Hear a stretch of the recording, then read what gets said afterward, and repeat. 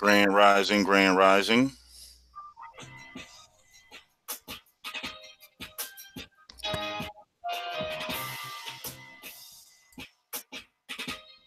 Grand Rising, no sellout. Peace, peace, Grand Rising, y'all. Just giving everybody a chance to get in before we get started this rising. Give them like 5 more minutes. Sending out links. Yeah, man.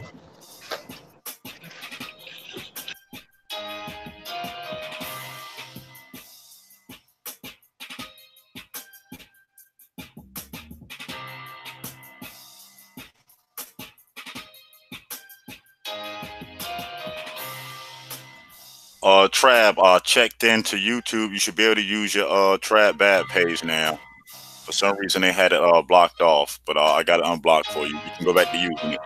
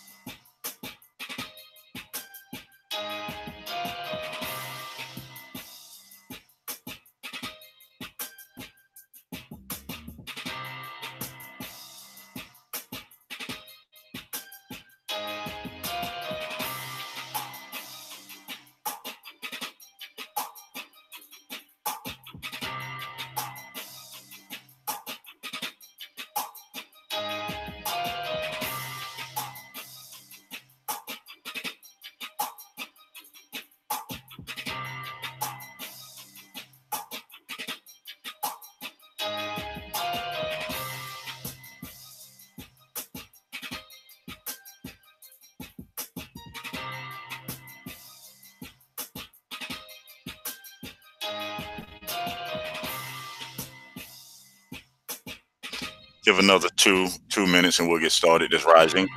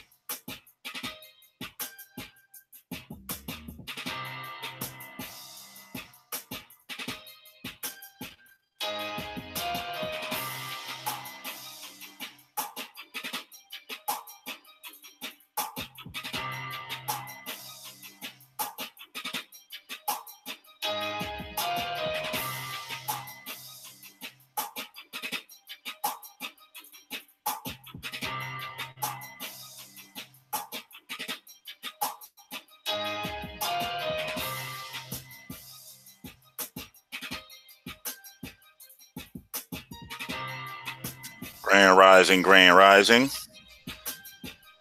Glad to see the relatives out.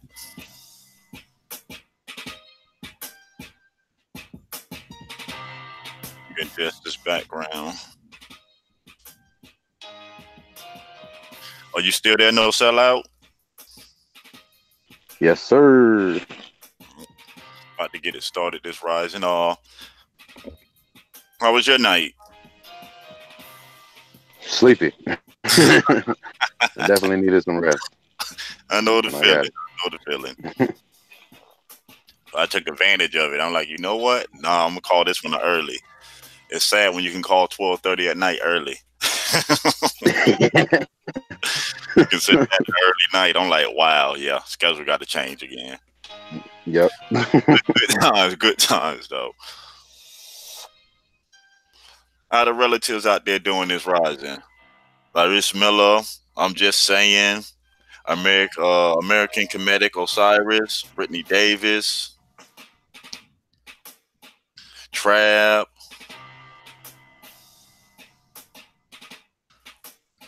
How the relatives out there doing this morning? Everyone had a blessed Yes, sir. night. Peace, everybody. Peace, peace. Rising.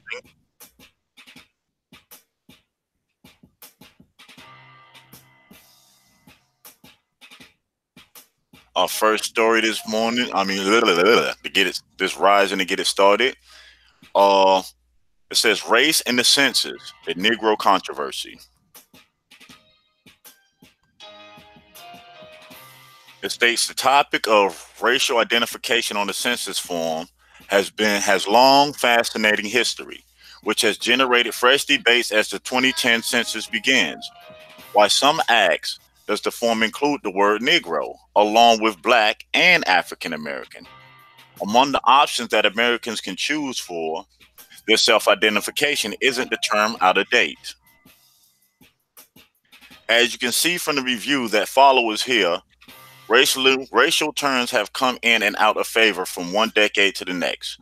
There was a similar debate about Negro in the 2000 census, as there have been about other race terms in previous census years. Before 1960, census takers filled out the enumeration forms and chose the category for each American they counted. They used a detailed set of instructions from the government, key points of which are listed below. The 1960 census was a transitional year in which the census takers chose the race for some Americans and others self identified from a list of categories. From 1970 to 1990, most Americans filled out their own forms and checked off a race category for themselves. Starting in 2000, they could choose more than one. When the census began in 1790, the racial categories for household populations were free white persons, other free persons by color, and slaves. Census takers did not use standard forms in the earlier census. From 1850 to 1880, the codes for enumerators were generally white with a W, black with a B, mulatto with an M. Beginning in 1850, the data item was labeled color. In 1870, C was for Chinese and I was for Indian were added. In 1880, the data item the data item was not labeled. It was whether this person is. In 1890, Japanese, quadroon, octoroon were added.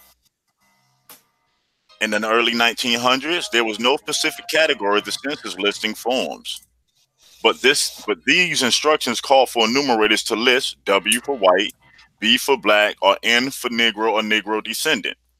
CH for Chinese, JP for Japanese, IN for Indian, as the case may be. There was no mention of quadroon or octoroon.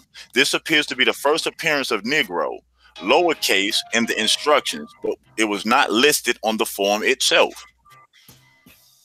In 1910, the data item was called color or race. For the first time, the instructions allowed for MU for mulatto, OT for other, with an instruction to write in the race. B was called black.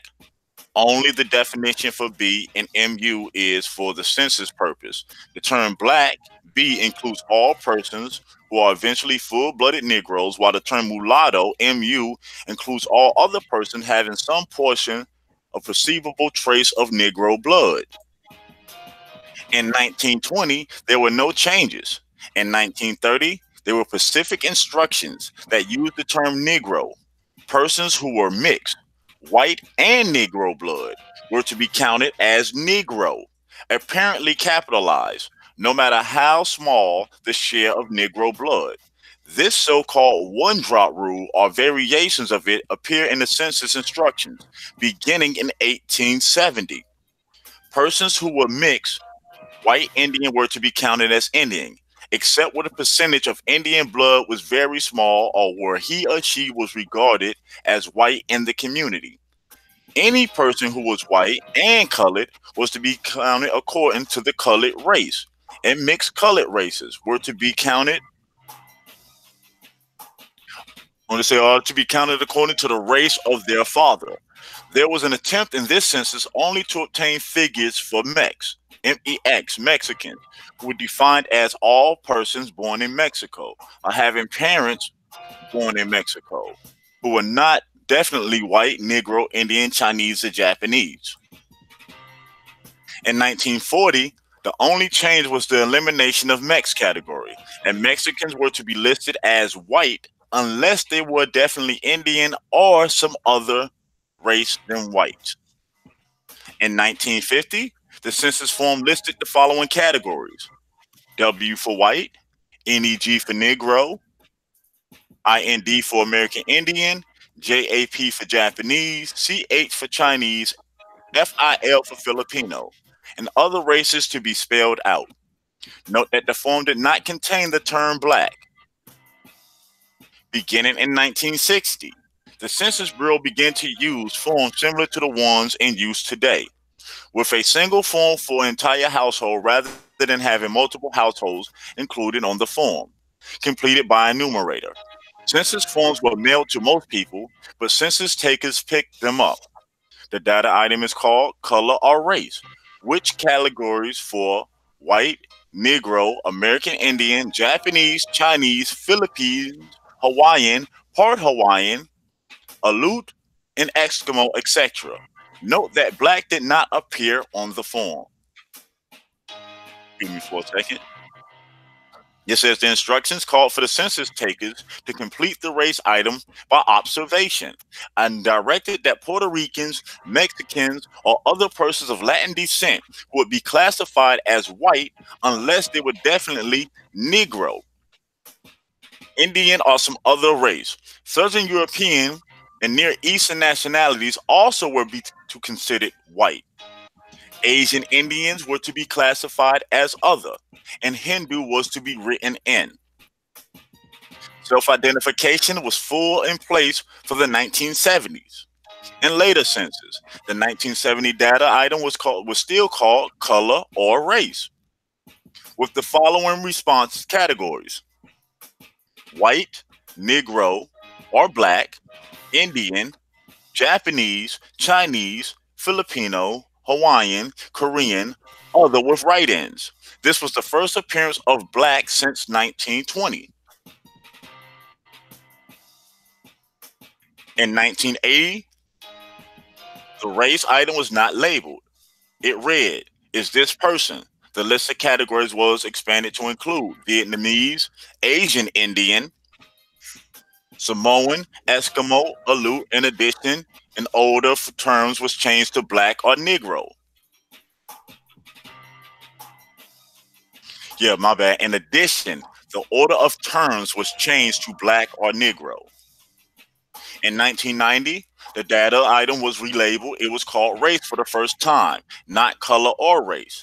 The categories remained the same as the 1980, but the Asian or Pacific Islanders category was grouped together with a heading, and an other API category with a write-in was added. In 2000, the respondents were allowed to pick more than one race for the first time. The race data item retained essentially the same categories as in the 1990, with a few adjustments. Black or Negro became Black, African or AM, or Negro. making the first appearance of African American on the census form. The three Native American categories were grouped together as American Indian or Alaska Native with a right end of a tribe. You had Guatemalan or Chamorro, and Hawaiian became Native Hawaiian. The other API group was split into other Asians and other Pacific Islanders with a separate right end. Finally, others became some other race with its own right end line.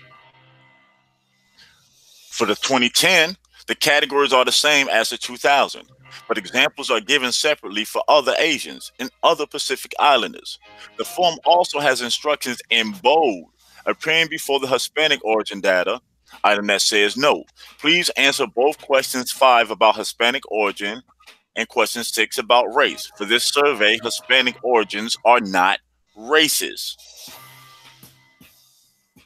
See what else they have to add on to this. Oh, that's the end of that one. This rising. What you think about that? No sellout. What stuck out to you on that one? Man, oh man. I'm ready to dig in. I got my shovel and hard hat. Go yeah, go in, dude. Go in. No, that's wild. I mean, I'm actually glad you did that today. This is yeah, you about to start jabbing them up real quick. Let's jab, jab, jab. But no, I mean, reading through it. All right, see where it starts. Before the 1960, census takers filled out their enumeration forms and chose the category for each American they counted. They used a detailed set of instructions from the government, key points which are listed below. The 1960 census was a transitional year in which the census takers chose a race for some Americans and others self-identified from a list of categories. From 1970 to 1990, most Americans filled out their own forms and checked off a race category for themselves. Starting in 2000, they could choose more than one race. So, I'm going to start there. So basically, at one time on the census, you can either choose black or white at one time. Basically.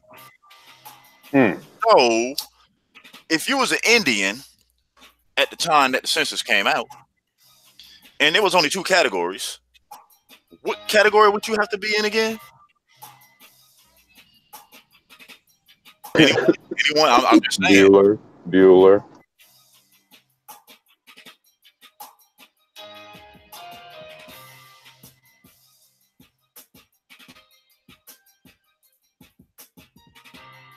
I mean, that's weird. That is telling you in writing that they were told to label you with certain things. And the next thing I want to know is how in 1988 they changed our name to African American, but you don't get African American in the census to almost 2000. I mean, so who was you calling African American from 88 to 2000 then? Why was you putting that on people's information if you didn't even consider it an actual title until 2000? What's really going on?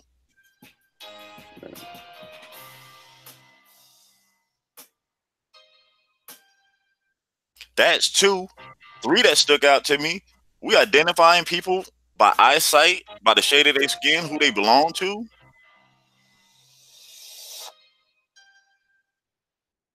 What happened if my mama too short, 2 shades darker than me? That ain't my mama no more.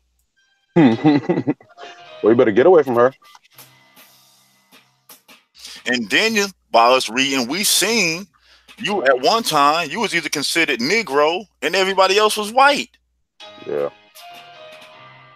So what happened if we're back in the 1700s and we have a very, very, very, very high yellow melanated person, like our Josephine Bakers and all them? Remember their history? They was able to pass for white, wasn't they? Facts.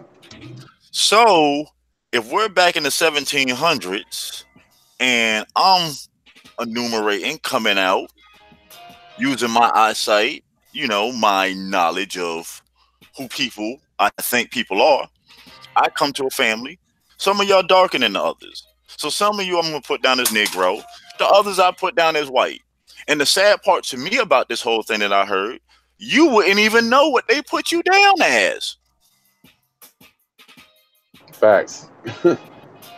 think my brother just said that last night to me. He was like, how did our, we got family members that changed from white to black and or black to white or both ways.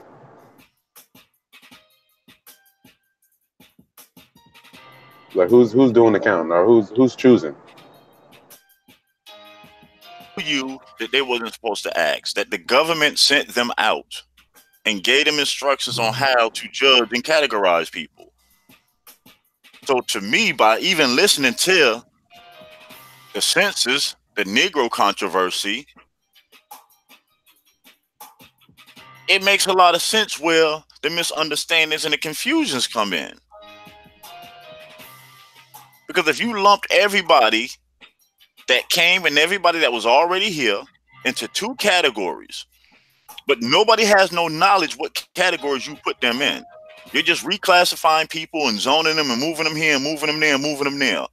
And not to mention what, there's a 72 gap in between the census.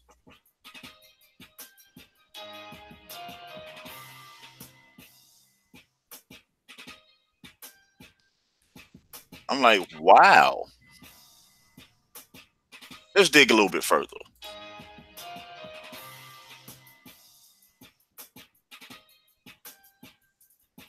Let's get like around to,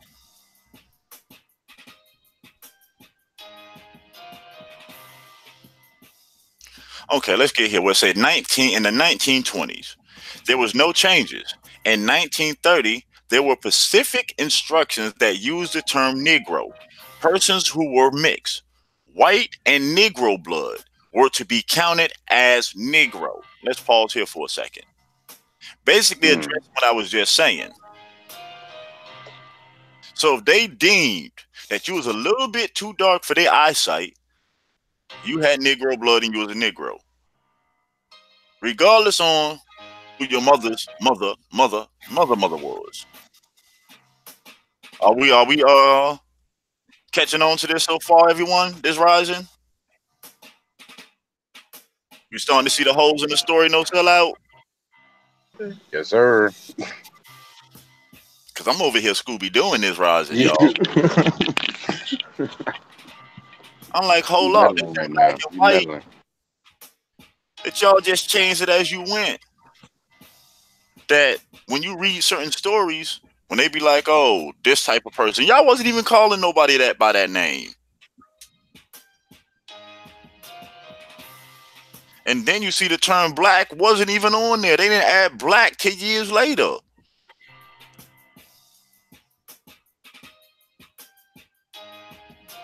Pull out some more little tidbits from this real quick.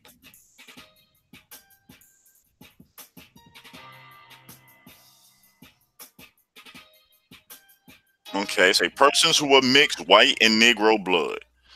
So if you was mixed, you considered a Negro. Apparently capitalized, no matter how small the share of Negro blood. This so-called one-drop rule or variations of it appeared in census instructions beginning in 1870. Okay, so let's go here. You with me, no sellout? Yep, I'm here. I'm trying to make sure I don't lose myself with this one. I'll pull you back. I'll pull you back. I got All right. They okay. This so-called one-drop rule or variations of it appeared in the census instructions beginning in 1870. So if we go back to 1870, basically what they're telling us is whoever came out or whoever seen you basically picked who you was off of eyesight. you.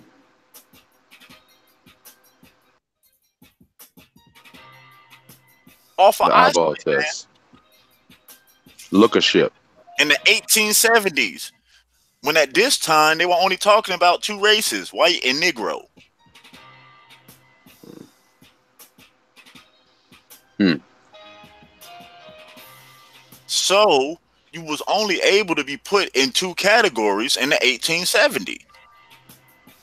Now I could be wrong by the article that I'm reading.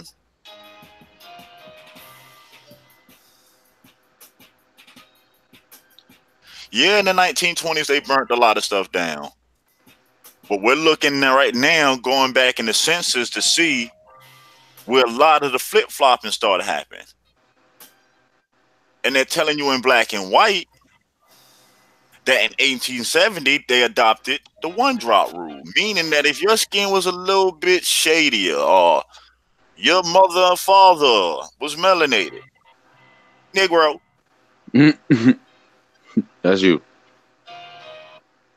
you them people. I don't care what you had to say, you them people. Even if you wasn't, you them people. Yep. The same article that I'm reading from, I just posted up in the chat. So if anybody wants to download it or take a look at it for themselves, I have it for their own collection. That's the pewsocialtrends.org. Yes, just posted it up All in the right, yeah. body. All right, let's go. That's the article name is "Race in the Census: The Negro Controversy." That's what we're reading from. Yes, let's go back. What we was in the 1870s, where they were stating again. Let's get back to that part. Yeah.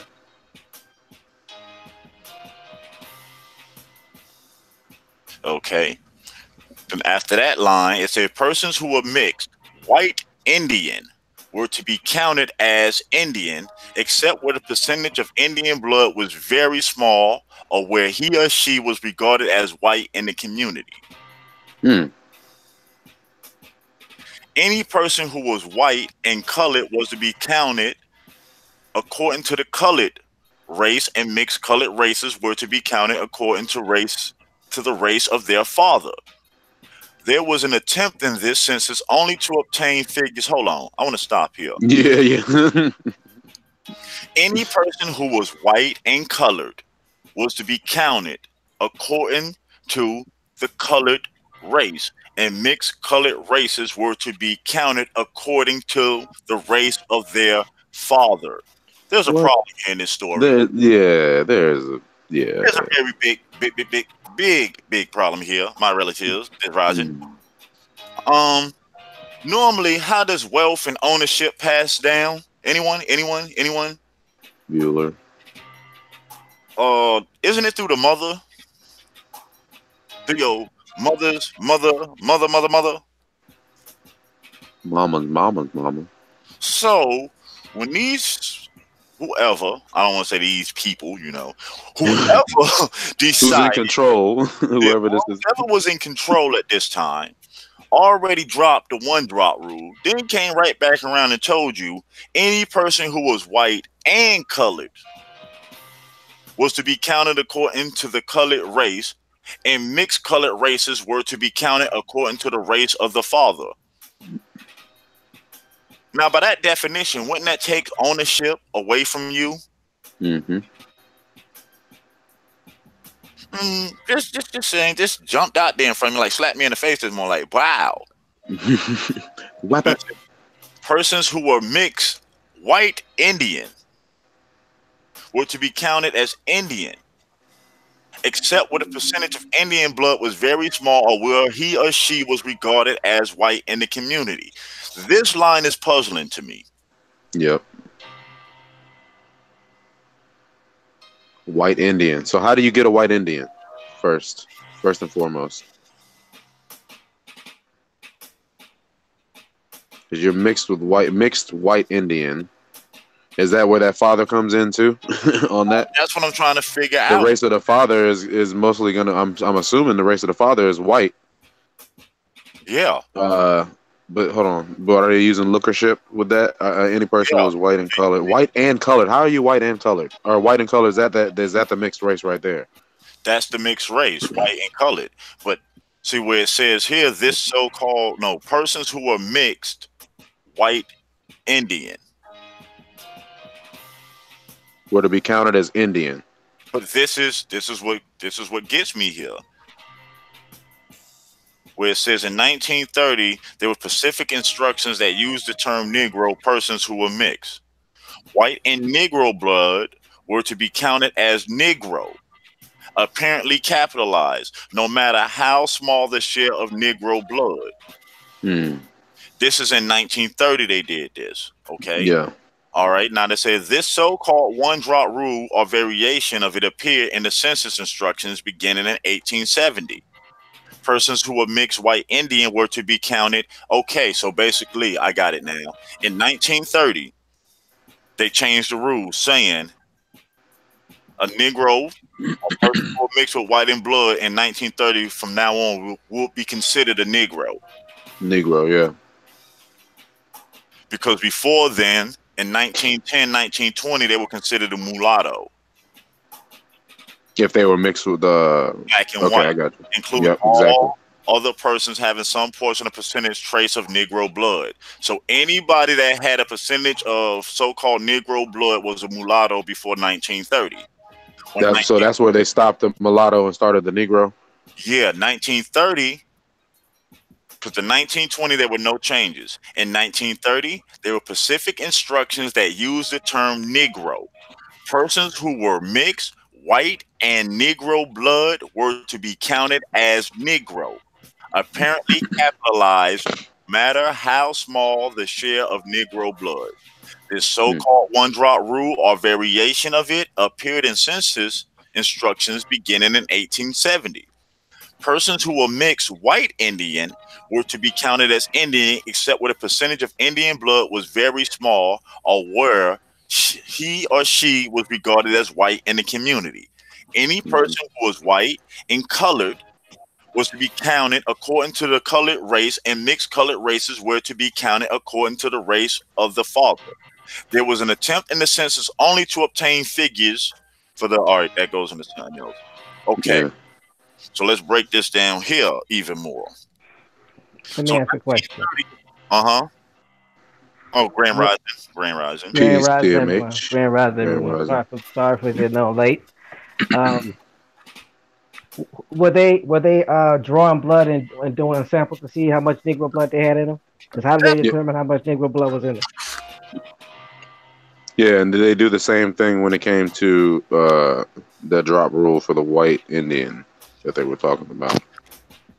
Like, are they doing? Is it about the same standard on the drops of blood? How many drops of blood?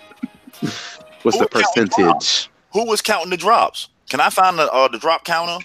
That's Where's what the science behind all this too? Like, what's the mechanism that they're using if they're doing a percentage of blood? Are they just using, the looking at their genealogy pretty much? basically they They're telling looking you at their lineage. it's by eyesight. Yeah, it's lookership. They're still doing that. They're judging blood by eyesight. Mm-hmm. Which I did. Hey, they must be good. You can look through They're my skin. And professionals. tell, what? You looking They're through my professionals. Yeah. skin and telling me my blood? Yep. I think they were used to all this somehow. They foresaw. Yes. They had the foresight. I'm I've just seen this saying. before. Look, I'm just saying. So Negro went from a lowercase N to a capital N. Yep. We back, baby. We back. They gave us that capital. Not the capital we need, but But like I said, it's this part of the article that really stuck out to me where it said in the 1920s there were no changes. So we know 1900, 1910, 1920, if you was mixed, you was considered a mulatto. Mhm. At this time, there was only, this is the thing, at this time, it was mulatto, black, and white. 1900s, you had Chinese and Japanese, black, white.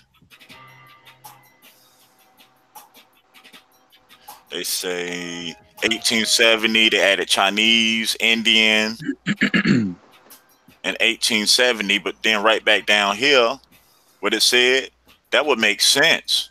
Ooh, called beginning in the 1850s, the data item was labeled color. In 1870, Chinese and Indian were added.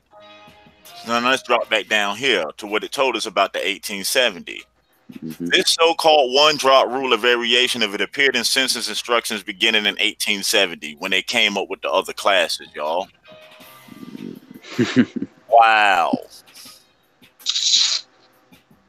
Yeah. So I guess depending on how much black and white you had in you, depends on what category they threw you in. Well, basically, if you was black and you could pass for white, you was white. If you It was was Indian white. and could pass for white, you was white. Or if you was Uh-huh. white and could pass for Indian and you wanted to be on a tribe, you could pass. You could be an Indian. So you had a You can choice. be an Indian. Yeah. You can be a white in the community or an Indian in the tribe. And check this out. The last statement it says they put a protection in for them people too. Listen to this, where it says any person who was white and colored was to be counted according to the colored race, and mixed colored races were to be counted according to the race of the father. Ah, mixed colored races. So what are the mixed colored races now? How are you mixing Anybody that colors? mixed with us. So it's called. And to Let's give see. them a protection and a way out was to let them identify as the race as their father. So if your father was European, but your mother happened to be an Aboriginal, and they didn't want to get trapped into the same things we got trapped in, they were allowed to be identified as the race of their father. Hmm.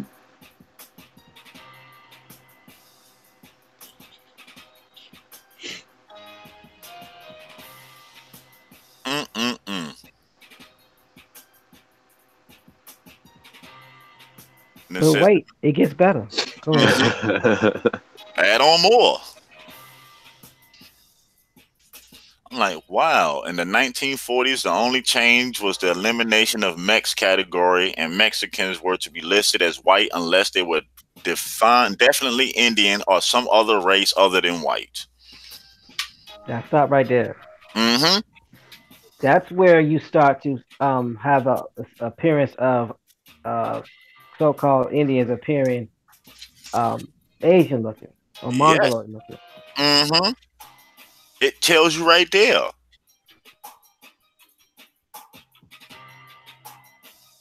They eliminated the Mexicans category in 1940 and told you all Mexicans will be listed as white unless they were definitely Indian or some other race than white. But what other race you can confuse a Mexican with other than, man? Let me dial back. I need a moment. Man, oh man. You know when they be blatantly slapping you in your face and you like, hold up, man, you just ain't finna insult me in this article. Not that blatant, man. Come on. They hit you Like, with the glove a few times. yeah, not like that. Not like that. Like, wow, really? So Look, now look, if you take all look, them out and what you was gonna say, TMH? check it out. Look, hopefully not we're not coming off like we hate mixed races. And it's not a situation of mixed races. We're just talking about how we were labeled, how our ancestors were labeled. Because at the end of the day, no one actually had a chance to determine who they were, except for individuals who were white or who could pass for white. Everybody else was predetermined. Because there's also we also have a news article that shows that in some states, aka Philadelphia, you actually had marshals that were doing the census, and they were determining the race. So it's not like they went out and asked people what their race was, what their ethnicity was. They were making a determination based off of how much melanin they had. The more melanin you had, the more likely that you were being considered brown, no matter what your race was. Because think about this: were they bringing brown Mexicans here? Europeans? Were they bringing brown Europeans here? Were they bringing brown Asians here? Yes, they was. So if that's the case, it wasn't just us that was considered Negro. It was anybody that was brown that was considered Was Negro. considered Negro. And they telling you through the articles, if you actually read it, step back and read it, they're telling you that we know there were more than two different distinct people on the planet in the 1800s. We know this. So they telling you they only considering people black and white. That sums it up right there for you. That anything that they had that had melon, that looked like it had melon, if you got too close to the shadow, they considered you a Negro.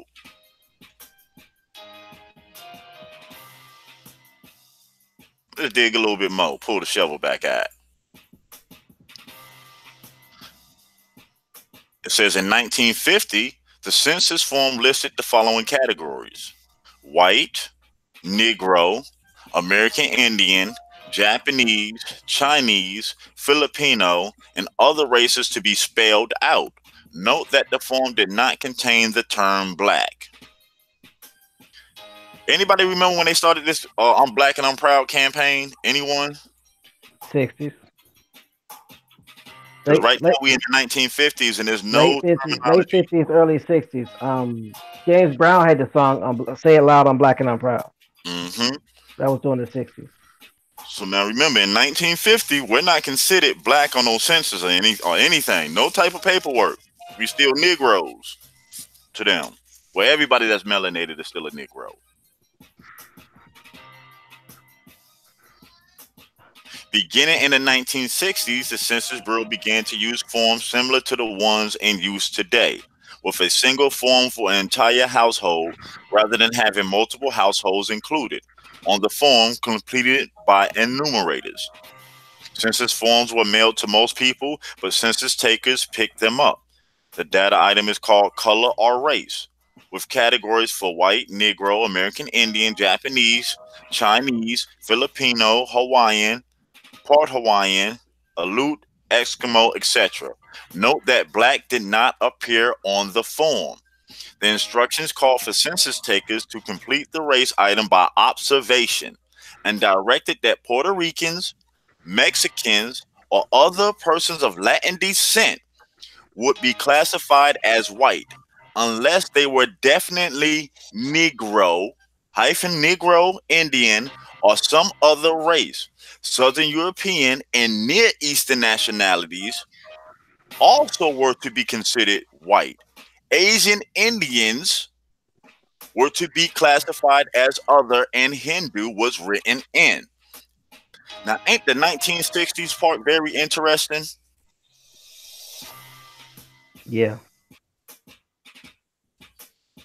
Yeah, that's come on now. that's when they started mailing out the census forms, and Hmm. the enumerators were picking them up. So So if you didn't, what happens if you just didn't want to go to a certain neighborhood because the neighborhood looked quote unquote rough, or you just didn't want to be bothered? you didn't Hmm. pick them up. You So you sat could, you sat under a tree and filled it out yourself. Fill out a form yourself. But nah, man, that's this is yeah, that's crazy. I want you to you have to go in on that. Didn't it But tell that's you a that? lot. They a whole bunch. Look, American Indian, Japanese, Chinese, Filipino, Hawaiian, part Hawaiian, Aleut, Eskimo. Hmm. Yeah, And it says, note that black did not appear on the form. This is 1960s, y'all. So where all this I'm black and I'm proud coming from? say it loud, please. Where is it coming from? Because in the 1960s, the census not even consider us black. We still Negro. Now, ain't that something? And then they telling you Puerto Ricans, Mexicans, and all other persons of Latin descent would be classified as white unless they were definitely Negro. So I can be a Mexican, but because I'm melanated, I'm a Negro now. Hmm. I could have been from the island that they renamed it to Puerto Rico, but because I'm melanated, forget that my ancestors been there before anybody else. I'm a Negro now. Negro. Are we filling in the blanks on how they did this and what happened? Are y'all still with us? Let me know. Y'all with us? Because I'm like, wow. Then it goes on and tell you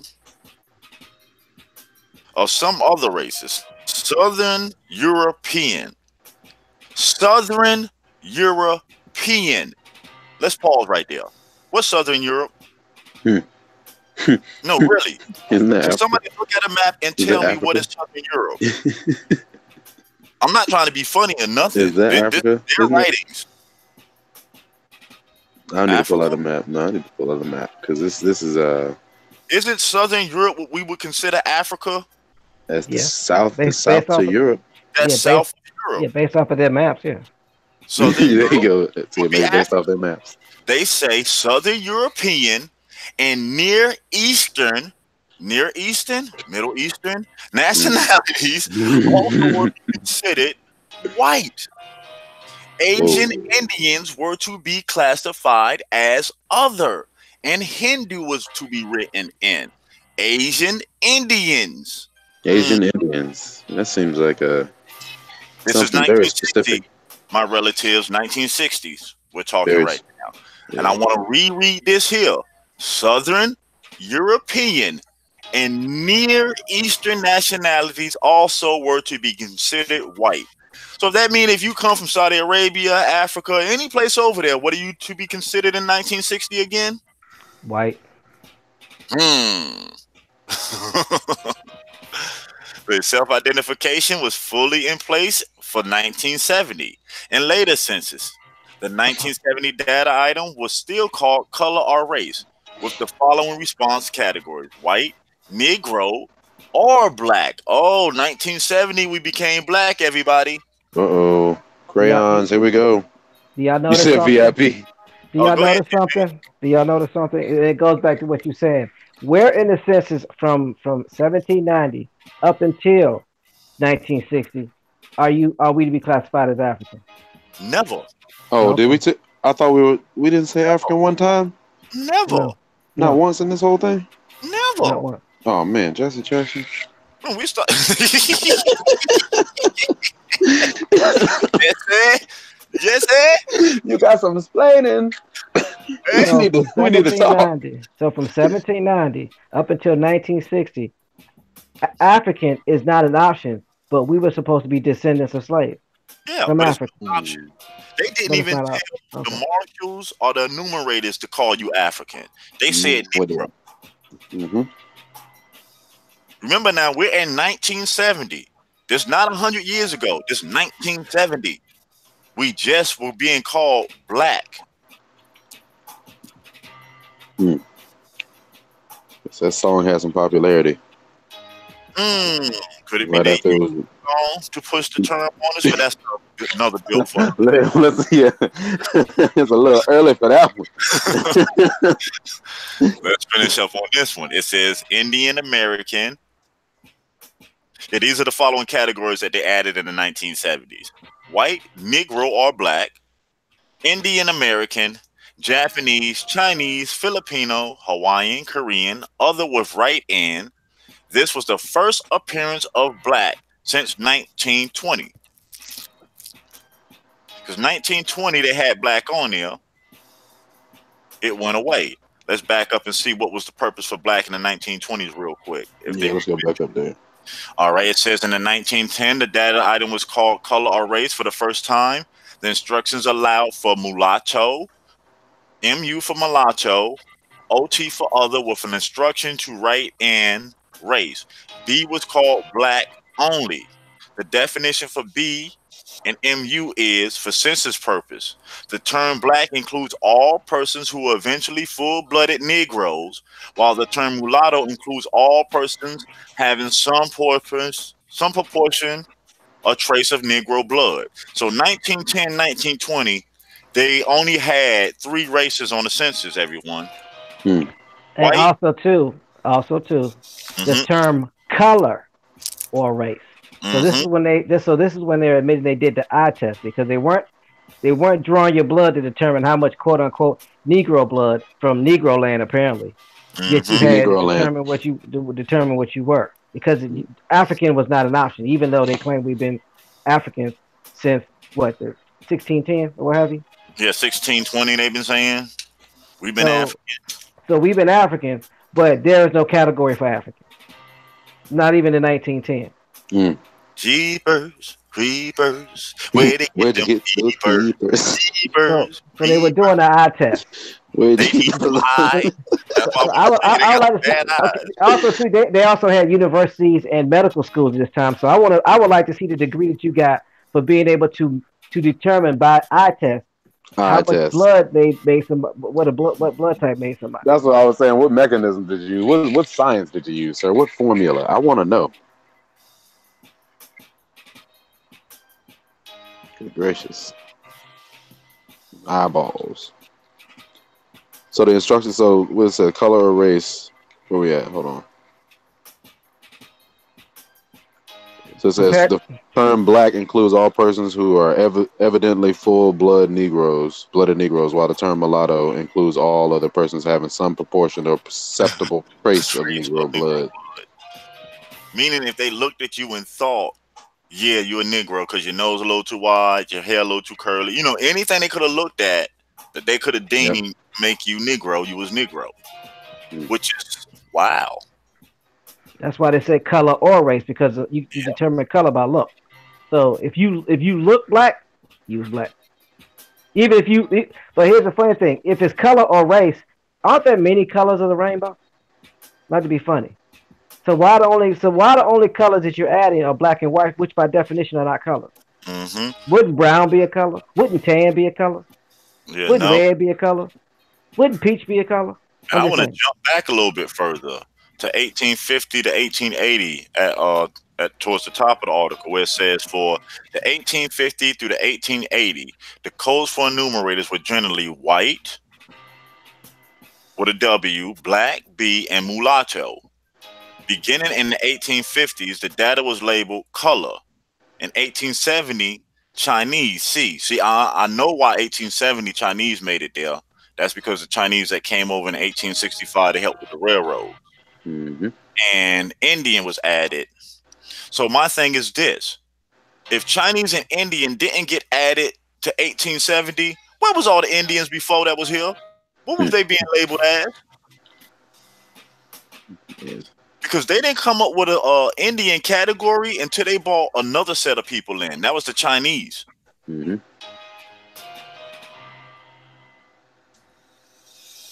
and that was 1865. They built railroads, and the little came before during the gold rush.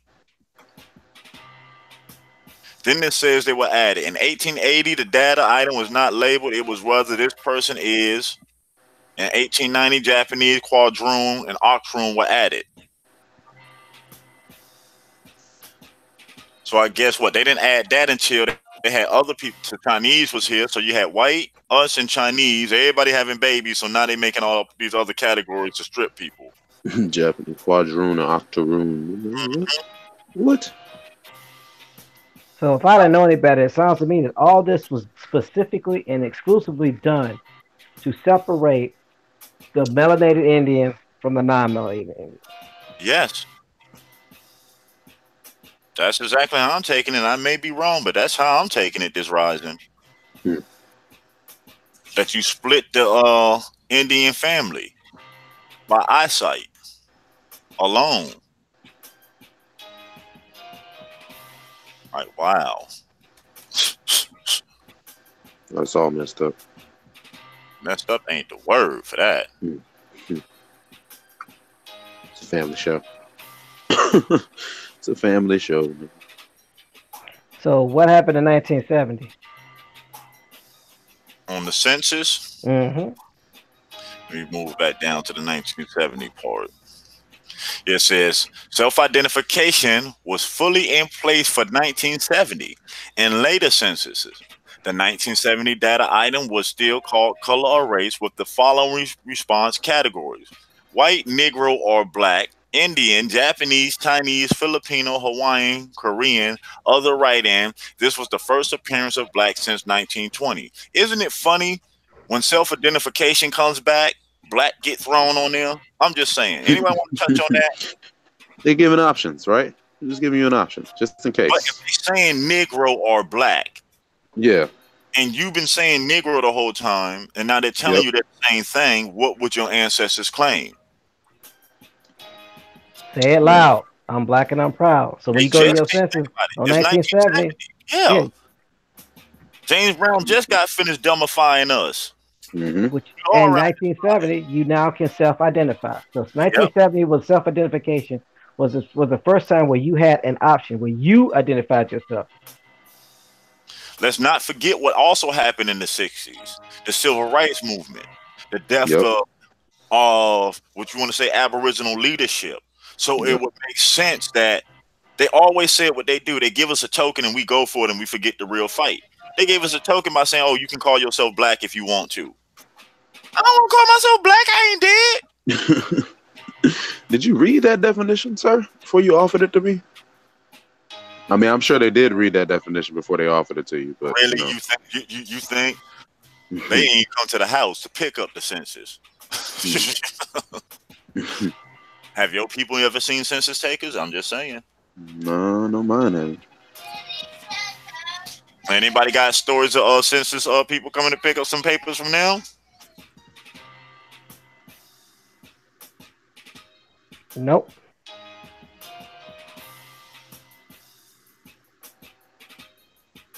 not even a little bit. I mean, to all the relatives that's out there in the chat, give us some feedback. Let us know how you feeling. Your opinions matter. Your point of view. Let's all put our take in on this. We digging together this rising.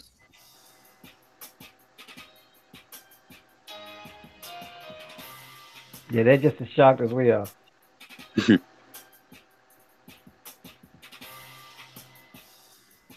see, go scroll back up. I told you I didn't scratch so much on one side trying to figure that out. Like, hold on, y'all gonna put it in black and white, right? And what you did. All right. Remember, it was said before that 1950 census, and how about they're not releasing it to 2021 after everybody do the new census, then they're gonna release the 1950 census 2021.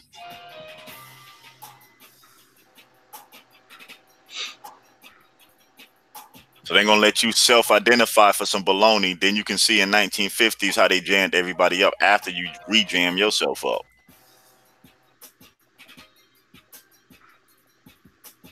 Pretty much. Pretty much.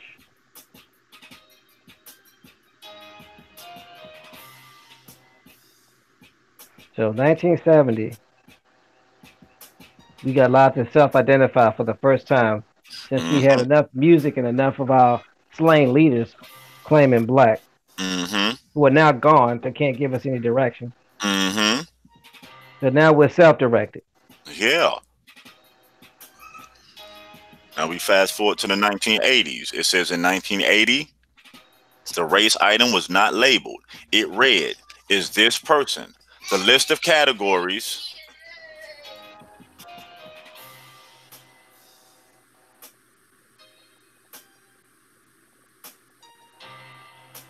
The list of categories was expanded to include Vietnamese, Asian Indian, Guamanian, Samoan, Eskimo, Aleut. In addition to In addition, the order of items was changed to black or Negro. So now you get to choose if you're black or Negro. Yeah. So can I ask what's the difference? Why is there two options? Why are you even giving me two options? Because before you didn't have an option, right? Yeah. Before I guess I wasn't even picking. In 1970, you had an option. So 1970 and 1980 was the first time you had an option to call yourself black or Negro. Still, Hmm. African is still not an option up here. I didn't hear you say that. I was wondering. African is still not an option. We're in 1980, and African is still not an option for us Man, to be called. Even though Roots came out in 19 what 78, 70. 79. You said 77. I think it was 77. I'm not sure. Yes, Yeah, that late 77. Roots 70s. came out in 1977. It's 1980, and African is still not an It's option, it's not on or the table. African descent. Yeah, I don't see that on the table at all. It's not an option. This this article is called "Race and the Census: The Negro Controversy." Yeah, I got it going This across is the ticker. Oh, there it is right there. Yeah, I have seen that this whole time. I'm sitting there reading the article. Got the article up and reading straight So from the top. it's 1980, and African or African descent is still not an option. But they did remove Southern Europe as an option for white. Just a thought. So yeah, because I was guess I'm waiting to hear it. I haven't heard it yet. Yeah, they do that so that way they can really confuse. If they still if they letting it be known that Africans are claiming white at this time in 1970, are we gonna claim black? Think about it.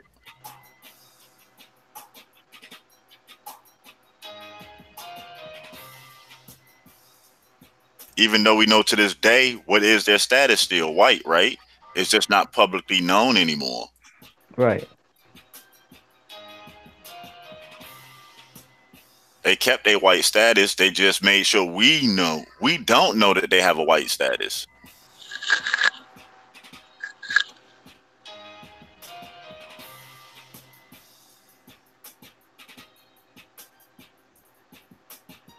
So what happened? What happened at the height of the hip hop era, 1990s? Hmm. That's when everybody started going to Africa. The RBG. Everybody wanted to go to Africa. X Clan, I got my medallion. got my colors, Hmm. cross colors, all Africa. That Yeah, it ain't had you nothing to get do with that cross big. colors. Let me stop. But yeah, they had us. If a lot of us are old enough, if we took the time out and just replayed it, you can see the different stages of the game that they played on us. That they made sure BET and everything was pumping during the 90s. They made sure all the images of Africa that you can see, you were seeing. What all Hmm. type of African movies coming to America.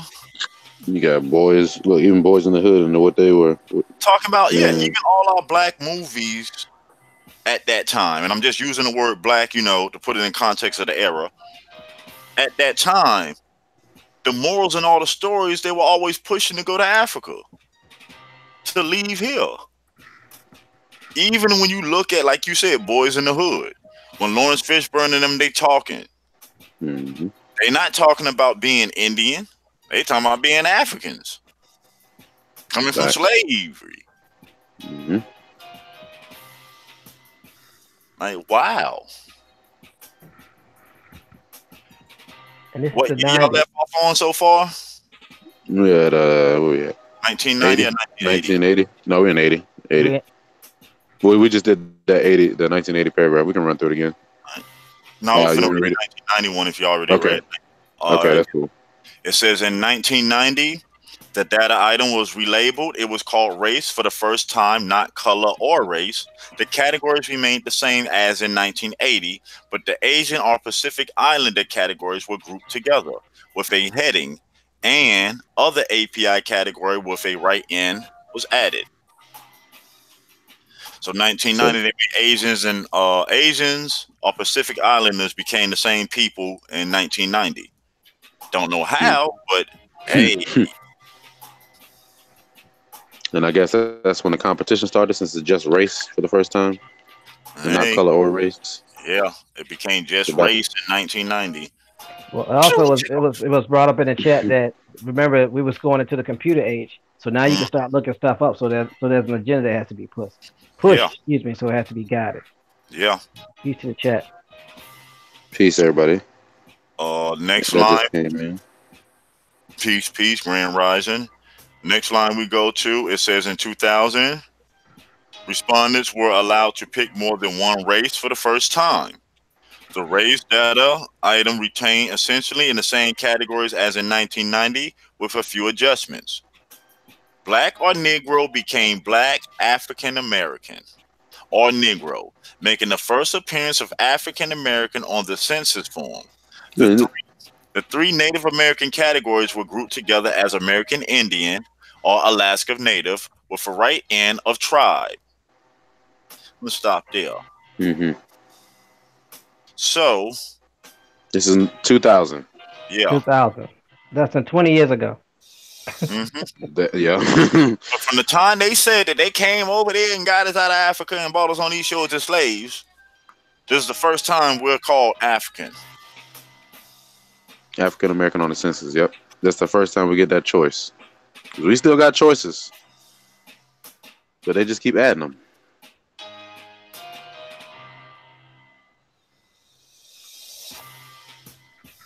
So we Black were or called Negro became Black African American or Negro.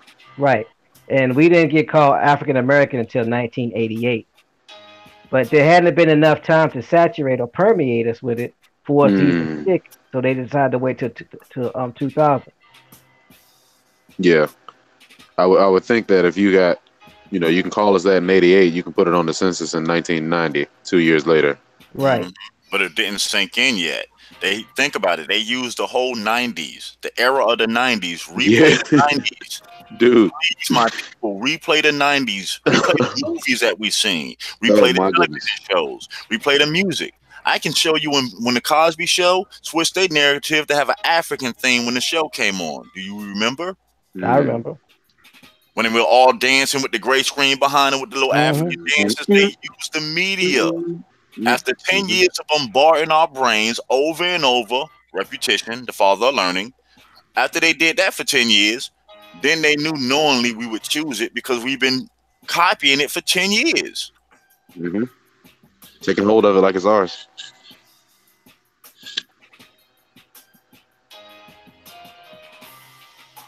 Hollywood. Hollywood government. We have to realize it's all propaganda. What was TV and radio really designed for? Not entertainment. Hmm. Its use was for propaganda. The first Hmm. use of radio and television was to do what? Propaganda. Yes, sir. The first movies were used to do what? Propaganda. It Yeah. wasn't made for entertainment. It was made to take your mind and put it someplace. Why did they change the frequency of sounds in music?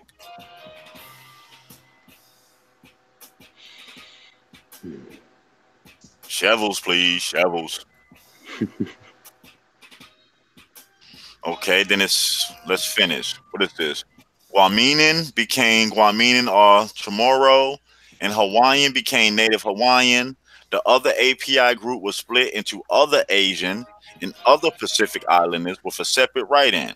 Finally, other became some other race with its own right in line. Huh? Yeah, other became quote unquote some other race Other race. with its own write-in line. So I guess they had to put it in sentence form. Why add all them words? Other So, became some other race. because they creating races on the fly. There you go. Every I was 10 about to years they say they go gotta do back to that race competition we having out here. that. And then it says for 2010, the categories are the same as in 2000, but examples are given separately for other Asian and other Pacific Islanders. The form also has an instruction in bold appearing before Hispanic origin data items that say, "Note, please answer both questions. Please answer both questions. 5 about Hispanic origin and question 6 about race for this survey. Hispanic origins are not races." Hmm. Let me do this again. Note, please answer both. Question 5 about Hispanic origin and question 6 about race. For this survey, Hispanic origins are not racist. So if Hispanic origins are not racist, so why are things being classified as race? Hmm. Why did we start the race thing Because if you think about it, instead of color or we race? now have a large Latino or Latinx community, which basically has allowed for change in the way we even communicate. A lot of things you have options to choose whether you're going to read or speak in Spanish, correct? Hmm. So if based off of their survey, it's not for race, but you have race on the survey, why would you even introduce race in the first place? If historic origins are not a race, then what are they? Because also too, Indian is not considered a race according to Walter Plecker. You either black or you white. So Yep. the only two people in the race were black and white, the second class citizens of the United States.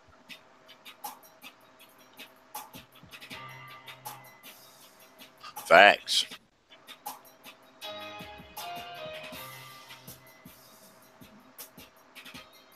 Like, wow.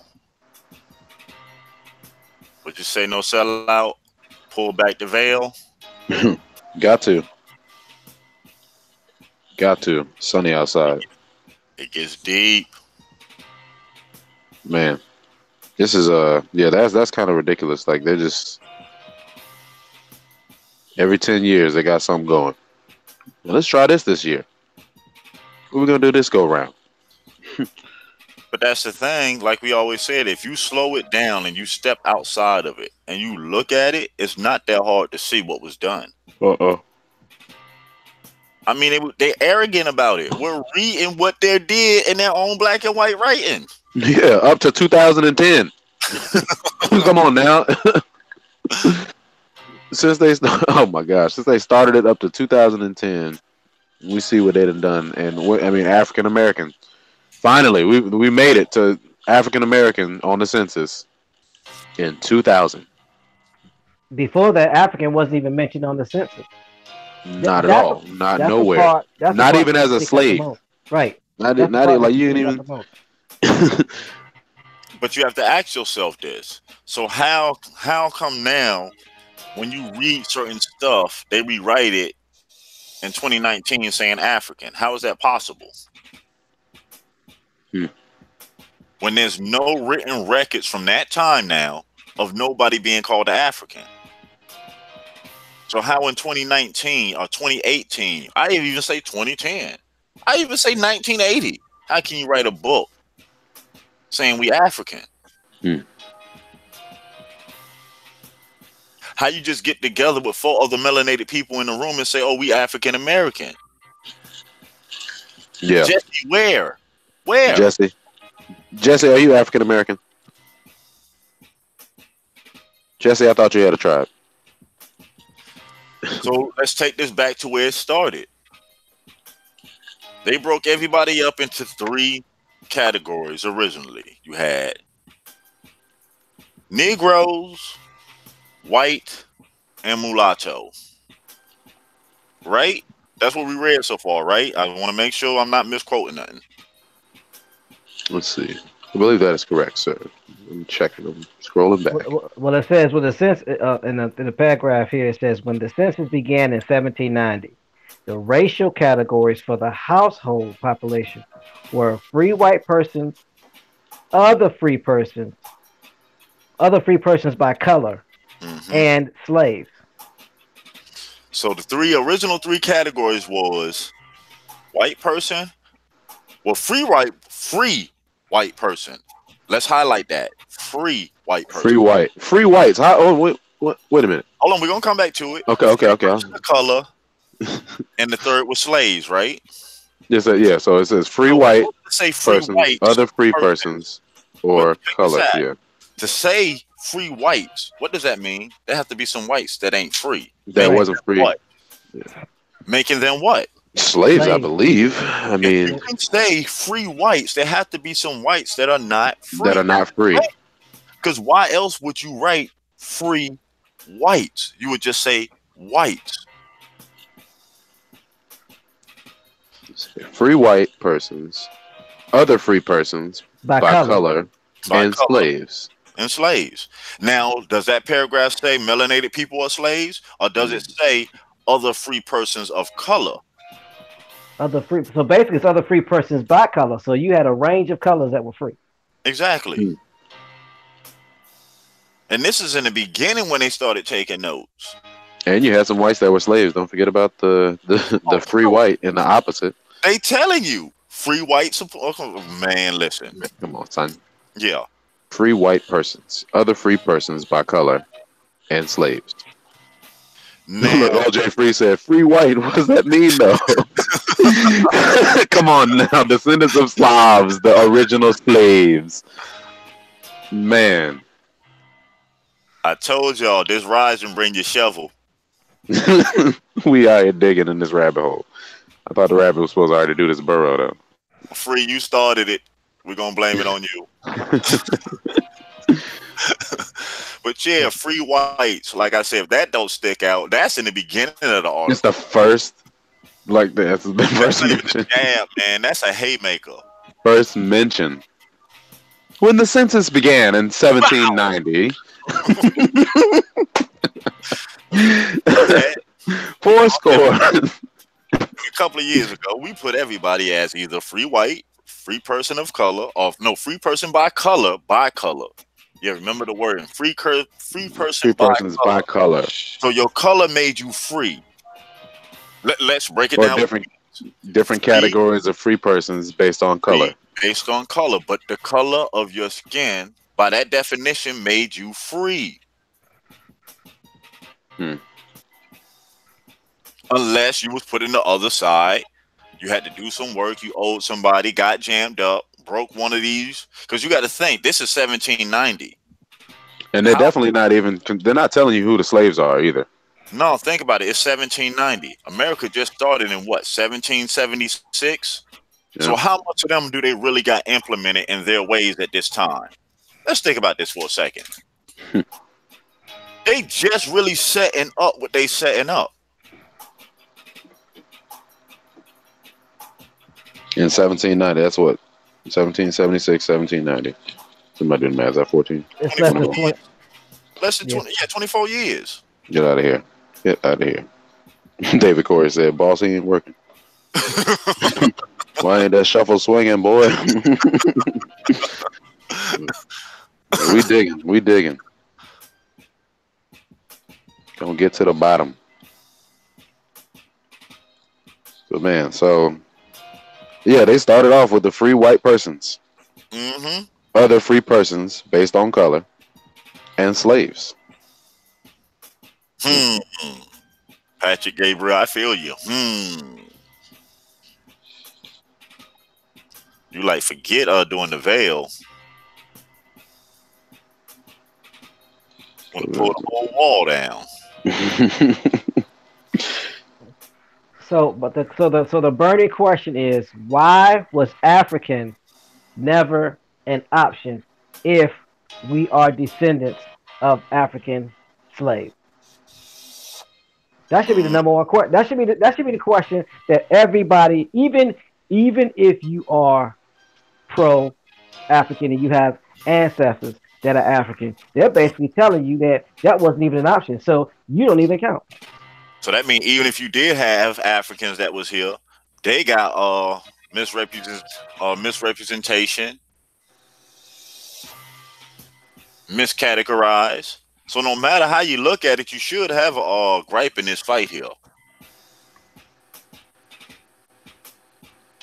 If you look heavily melanated or even melanated or have a tint of melanated, then you were considered black. They created a whole race for us. It didn't Yeah, matter where you. It didn't bro. matter what your ethnicity was. It didn't matter where you came from. They determined what your race was based off of the color of your skin. Mm-mm-mm. And ain't Negro a Spanish word? Hmm. Last time I checked, yeah. Hmm. Just checking. You know. Hmm. Mm-mm-mm-mm-mm. Ain't that something? I don't know what part of the article I want to highlight as the most explosive part. It's too many. Hmm. Talking about blowing the lid off of something. And that's correct. Africans were considered white. The questions that I'm asking, though, to put it in this content, proper context, whether a person is you know wanting to claim their African heritage because they have African heritage or not, the question should be asked: why was it not a choice?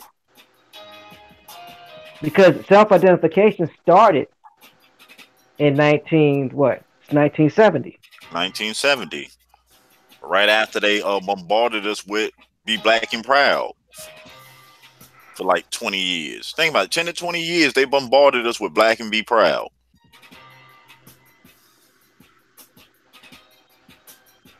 Well, Ain't the 50s and 60s and 70s the rise of a lot of black, I'm using just the term black for put keep it in context, entertainers, athletes, icons. Then we have a lot of them hmm yeah, in the 60s and 70s all stand up and make radical positional moves about being black and proud. yeah. Kareem Abdul-Jabbar, Muhammad Ali, we had Arthur Ashe. I mean, we could just keep going down the line if we really think about it and replay the timeline. You trying to tell me we had eight great athletes then all of a sudden they disappear. They don't come back to the 90s with Jordan. Hmm. Fall in love with being African. Hmm.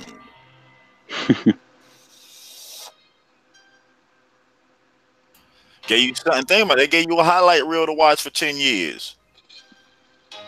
But behind closed doors, they changed paperwork and titles and names and stuff. And by the time we woke up, it was 2000, and we were like, hold on, what happened? By 2000, everybody wanted to be in the club. So up until 1970, we didn't have a choice in self-identification. The only people up until 1970 had a choice in self-identification were those that could pass for white. Those that could pass for white were the only people that had a choice. Think about that. So no matter who you were, who your people were, no matter who they said and can prove that they were at the time, they lumped them in categories how they felt fit for their own narrative. Color or race. Color or race. How's that synonymous? Hmm. Somebody mind up looking up the definition of color real quick? That we did race the other day.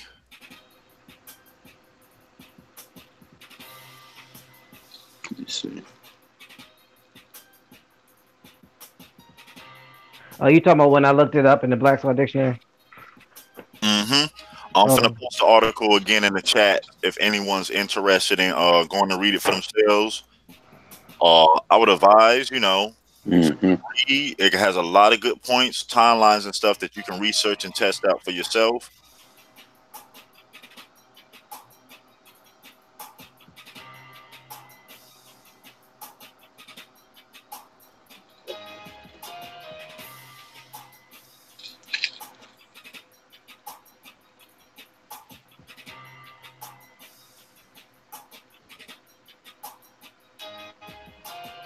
They got everybody listening, Bones. so the definition of race, according to the Black Law Dictionary, it says an ethical stock, Mm-hmm. a great division of mankind having in common certain distinguishing physical peculiarities constituting a comprehensive class appear to be derived from a distinct primitive source, a tribal or national stock, a division or subdivision of one of the great racial stocks of mankind, distinguished by minor peculiarities. Now that's saying a whole lot without saying nothing.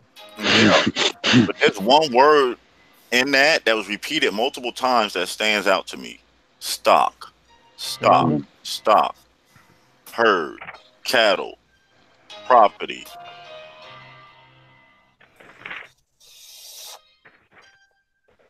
And who has the authority to lump people in categories of race? Well, according to the census, the enumerators, whoever they were, Yeah. And their qualifications came from who? the government. Who had a badge? I want to know who had the badge to tell people what Well, we to know do. in Philadelphia the marshals did. Yeah, teammates read the article. Oh, yeah, that was last night about the marshals were doing the census. Mm. Depending on where you live, dictated who was doing the census. Think about it. In areas like Virginia and stuff, where Pleca didn't even couldn't stand Indians. You think they did any type of census where they counted them folks? Mm. Be honest. Well, let's correct it. It's not that he couldn't stand Indians; he just couldn't stand melanated Indians. Yeah, yeah. My bad. My bad, Because Walter. that one drop of sub-Saharan, which was not on the census, was what other states started to determine your ethnicity from. Did the Sub-Saharan even exist at this time? By name? By that name? Well, Come on. 1950s and 60s. I'm not sure. I have to check. Because it's just funny how people be getting names of places that don't exist till like years later. I ain't talking about 1 or 2. I'm talking about like years later. Some 30, 40 years later, all of a sudden. tens. Some Hold on. tens. How my people came from here and this place didn't exist till 100 years after my people was walking around. But this they home. Like, And man, it's on record that that place didn't exist either. Like, a history of that place not exist on paper. But we from there, though. No, that's where you from. that's your You people, from there. cuz. That's your people, cuz. Man, y'all tripping for real. But we even had, think about it, we even had entertainers of ours that were ridiculed and laughed out because they was fighting back. Just like how they mentioned in the chat, Tina Turner. You had your Morgan Freemans, your Chuck Berrys.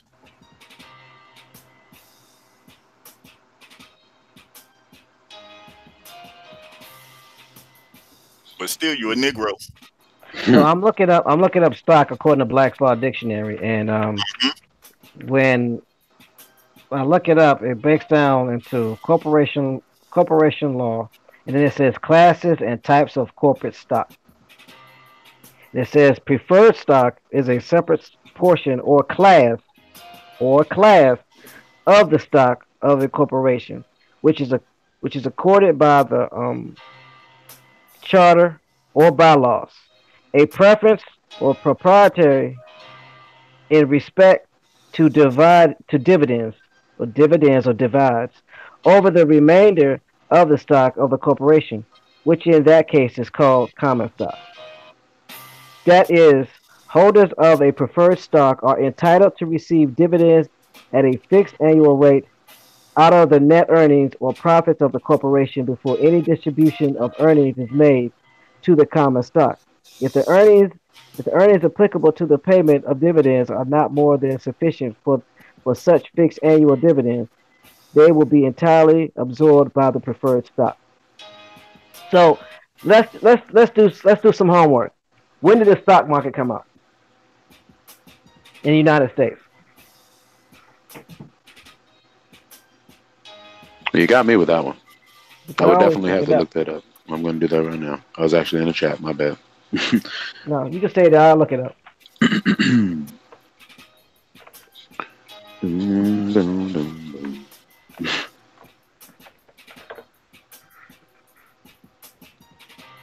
Look, my brother said, "Do it. Go in." Look,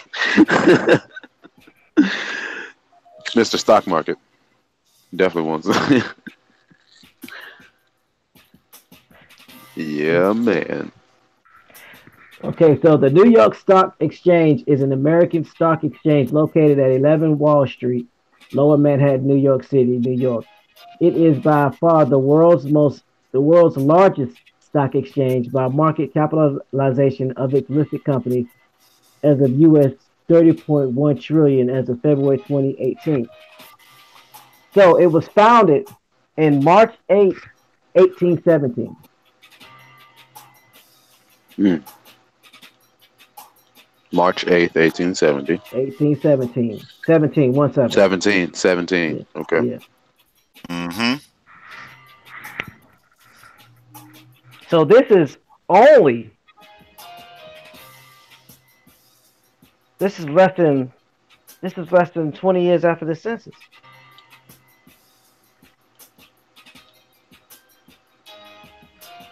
When if we were divided into a race. So let me go back and read what race means again.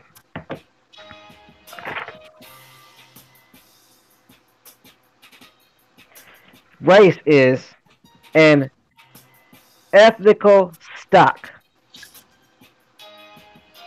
a great division of mankind. Who determined that? A great division of mankind having in common stock certain distinguishing physical peculiarities constituting a comprehensive class. This class of stock appearing to be derived from a distinct primitive source. What source?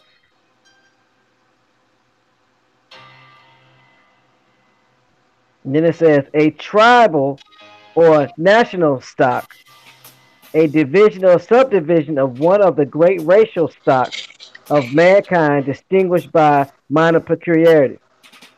So they're basically giving us two definitions and telling you how they breaking it down.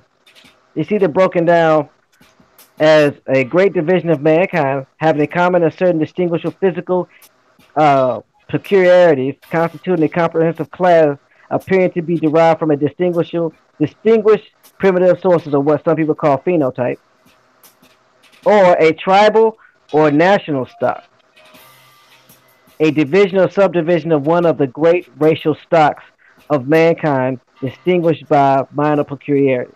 So what is this? What is this the great racial stocks of mankind? Mm. Well, Bones, you did say go get your shovel, so I guess I'm digging. Yes, yes, Hmm.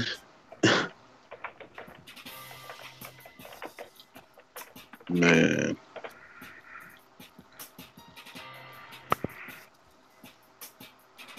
So when I type in the Great Racial Stock, I get the first thing that comes up is historical race concepts. Oh, so the racial stock is a concept. Does it say who fomented this concept? Well, if it's in Wikipedia, it says the concept of race as a rough division of atomically modern humans or Homo sapiens has a long and complicated history. No duh. The word race itself is modern and was used in the sense of nation, ethnic group during the 16th to 19th centuries and acquired its modern meaning in the field of physical anthropology only from the mid 19th century. So race didn't have any scientific backing until the mid 19th century, well, mid 1800s. The politicization of the field under the concept of racism in the 20th century led to a decline in racial studies during 1930s to 1980s, culminating into post-culturalist deconstruction of race or social construct. So race is a concept. Yep, somebody's concept. Oh man, Grand Rising Golden Moon, David Corey, what they done did to us, yo. Antonio Baptiste, Michael George, Copper Indio. I just caught a couple of people that came in. James Right. Gilmore, Grand Rising. So check this out. You know how they have certain words in blue, and I'll put this in the back chat so y'all can post it so people can take a look for themselves. Let me go ahead and do that first.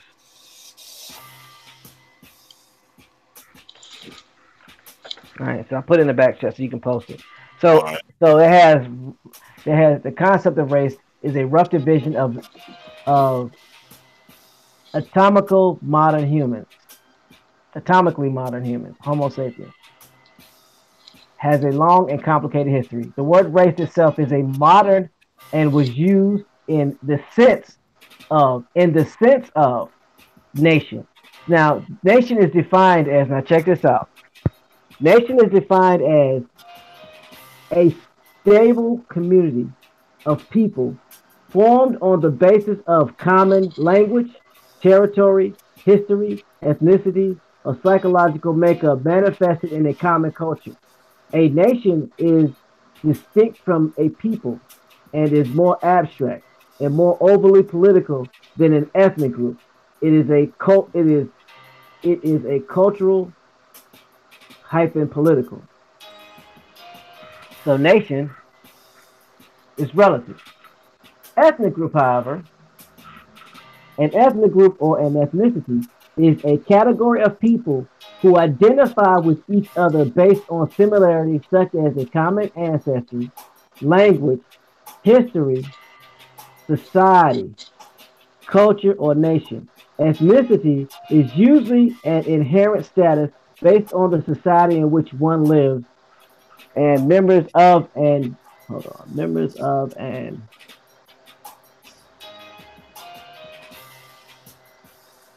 it doesn't allow me to go any further.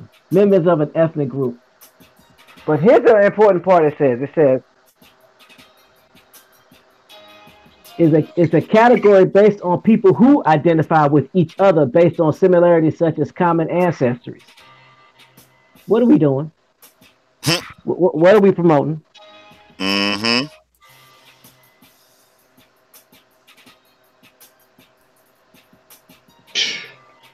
That's the question. And so then it goes on to read during the 16th, which is the 1500s to 19th centuries, and acquired its modern meaning in the field of physical anthropology only from the mid 19th century. So it did not acquire its modern meaning in the field of physical anthropology. So they didn't add science to race until the mid 1800s. Mm. Let's think about that. Applicable in science or adopted to science until the mid 1800s. You talking about from 1850 onward, right? Then it says the politicization of the field under the concept of racism, because racism is a concept, because race is a concept, in the 20th century led to a decline in racial studies during the 1930s to the 1980s. Mm. Now, when did the Nation of Islam and all those groups come about? The 1920s. Mm-hmm. Hmm. Okay, and it culminated in a post structuralist deconstruction of race as a social construct.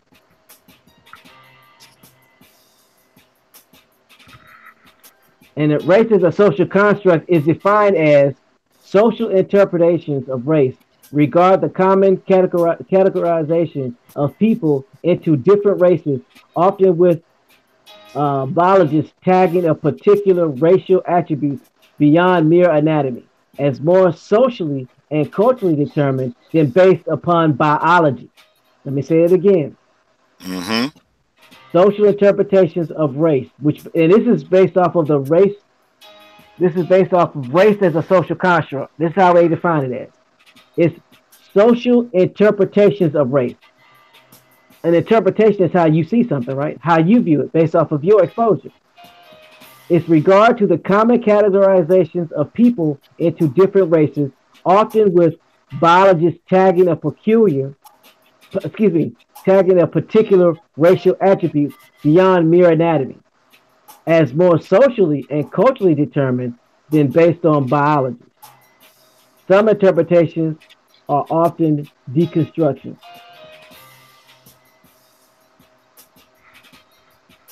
So when I read this, Uh-huh.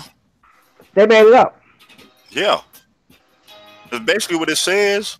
Made it up as they went.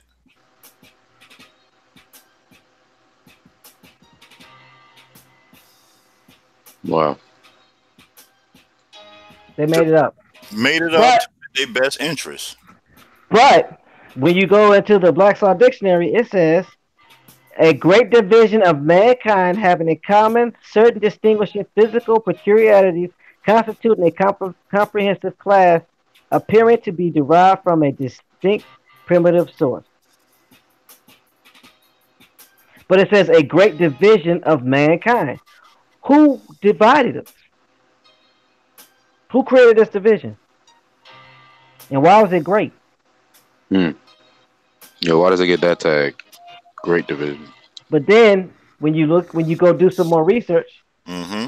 it's a social construct. It's a concept. Do I need to read the definition of concept? Might as well. I'd appreciate to hear that. Hey, we got them shovels and hard hats and pig hats. Porta potties got dropped off early. See, I know what Yeah, time it is. you know it's work time. It ain't nowhere near lunchtime yet.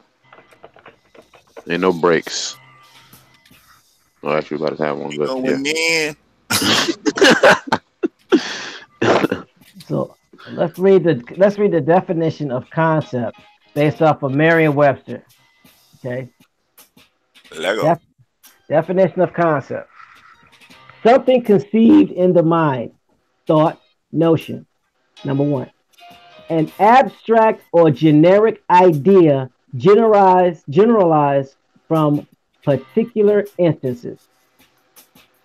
The basis of concepts of psychology, the concept of gravity.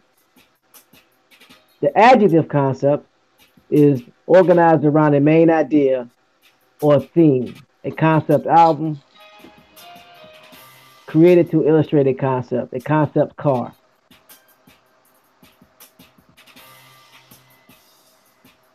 So an adjective is basically defining a person, place, or a thing, right? Right? Well, that's a Yeah. noun. No, that's a I noun. mean, Adjective yeah, is what is it describing what the noun is doing or it's something just like yeah, Uh, describing what the noun doing is the doing. action. Right. that? Action, So the first back definition in is English class. something. Something conceived in the mind. Where is that at?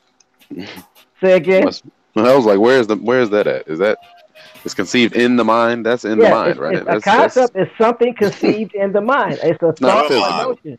Yeah, Yeah. it's not physical. It's not like a place or anything, right? It's Grand Okay. Rising something. Copper Indio. It's created. Yeah, right. It's something created in the mind. So race was created. Well, it is a concept now, isn't it? It Yeah, says it in the definition. it's a concept. And people get so caught up and go to war over somebody's concept. Hmm. So based off of this, and looking at the census has no merit to your ethnicity because it was created based off of a concept, race or color,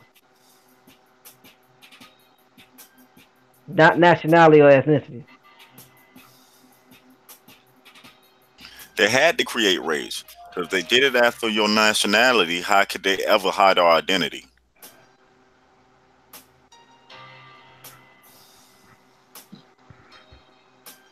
Because day one, I wouldn't have been labeled as a descriptive term. Whatever my tribal name or nation name was, that would identify me.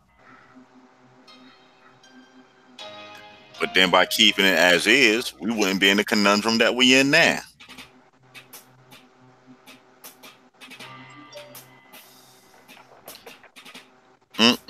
Ain't that something? Copper Indio came to poke a couple more holes in these stories that they got. Like you came in with a shovel and a hard hat. We saw the light on. He got the light on his head. We down here.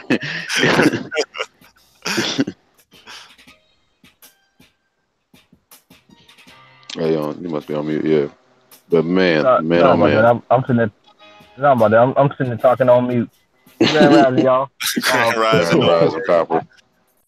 I figured out y'all done already laid scorched earth to this whole concept. I just figured I'd throw a couple more copper bombs at you. That's there. all right. Go. We ready. All right. Now I posted this in the chat, but I'm gonna go back over this because this goes right along with what teammates were talking about. In Law Dictionary, Uh-huh. it said what is color? What is color? Color is an appearance, semblance, or simulacrum. It's an important word. Simulacrum, as distinguished from that which is real. So pay attention now. Distinguished from that which is real. A prima facie or apparent right, hence a deceptive appearance, a a possible assumed exterior concealing a lack of reality. When we use the word construct, we're talking about what they call in certain circles of philosophy and law a simulacrum. What is a simulacrum? Give it to him. Right? A simulacrum is a thing that represents something else. Okay? So if you're living in, let's say if you're living in Atlanta, Georgia, you're on the land of Atlanta, Georgia. But now if somebody draws up a map and puts an X on there showing where you live in Atlanta, that's a simulacrum of where you live in the United States. It ain't where you at. It's represent. I hear you. Yeah. It's a representation, representation of where you at. Right. So this concept of race and color, so this goes right along with what teammates were saying about race. All of this being a concept and a construct. Think about the language they used in the Matrix about a construct. What was the construct? The construct was a loading area where you could do anything. It wasn't the Matrix itself, it represented it. So if you could do something within the construct, you could do something within the Matrix. And so if you take this and apply to what we're in now, the Matrix is the society that we're in, not the land we stand on, the society in which we live in. The understood laws and procedures and what's the other word I'm looking for? Laws, procedures, and codes that we live by now. None of this stuff is written on paper. It doesn't physically exist. We all have it in our heads because we've been told or we read it and we understand it. So we're walking around under a certain set of rules that hasn't been established physically. It's just been written up. It's been drawn up out of someone's imagination. The same way as if I draw a map and place myself on the next, that's where I am. That represents where I am. That's not where I actually sit. So all of this about color. Now, when you claim to be a color, right? It's not only a misnomer in terms of law. It's a misnomer in terms of actual color, because what is black? Right? Black is every color added all together, which gives you the visual concept of no color. You don't see anything. You don't see no light. You see no tint, nothing, because it's black. It's every color all in one. Whereas white is the absence of color. But they're interchangeable, because if you do a photo negative of something black, it becomes white.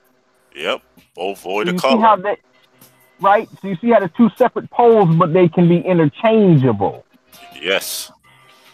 This was done deliberately. This was all done so that they could make up, like y'all were talking about. They could make up how race and color was determined by the population and by legislators, so they could write different laws to move and shift around people, slice and dice populations as they saw fit.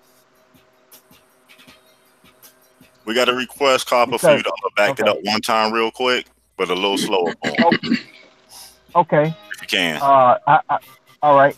So this is all a simulacrum. There's a book written by a French philosopher named Jean Baudrillard. Baudrillard. It's called Simulacrum and Simulation. Okay, that is the book that everybody from the Matrix had to read before they did the original film.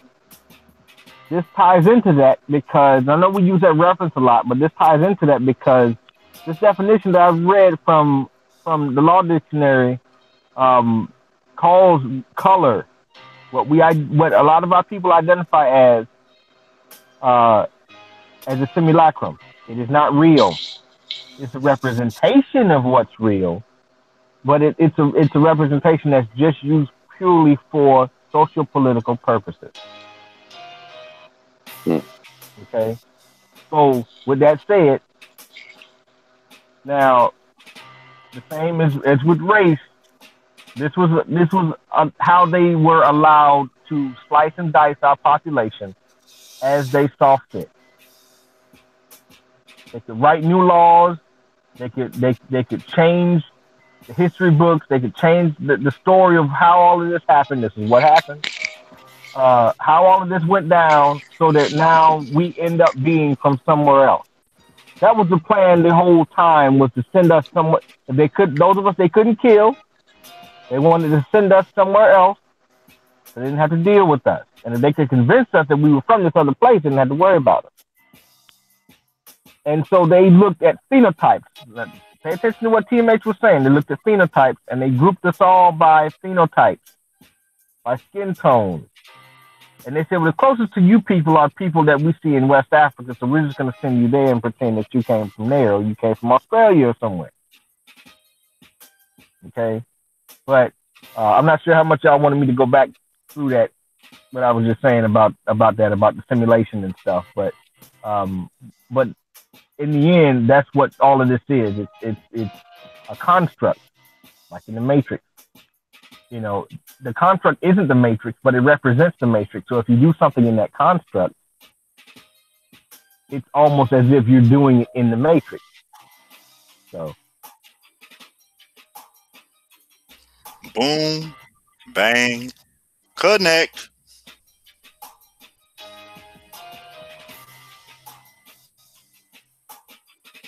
See what shovels do?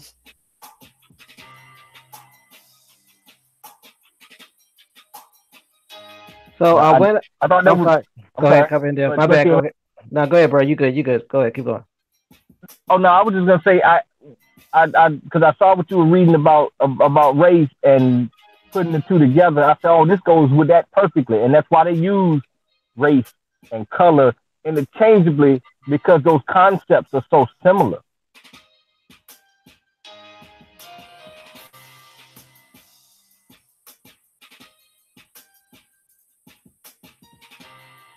So I was looking up the Great Divide from what they was talking about in race about the great a great division of mankind having common certain distinguishable physical peculiarities constituting a comprehensive class appearing to be derived from a distinct primitive source. So when you think of great division, think of the continental divide. It says the continental divide, also known as the Great Divide, Western Continental Divide, or more elaborately, the continental divide of the Americas, is the principal and largely mountainous hydrological divide of the Americas. The continental divide extends from the Bering Strait to the Strait of Magellan and separates the watersheds that drain into the Pacific Ocean and those river systems that drain into the Atlantic Ocean, including those that drain into the Gulf of Mexico and the Caribbean Sea. And along the northernmost reaches of the divide, those river systems that drain into the Arctic Ocean. Though there are a few other hydrological divides in the Americas, the continental divide is by far the most prominent of these because it tends to follow a line of high peaks along the main ranges of the Rocky Mountains and Andes, and a generally much higher elevation than the other hydrological divisions. So think about where they say that Asians came from, right? And how Asians came across the Bering Straits and mixed with the people that were here and became Indians, right? Mm-hmm.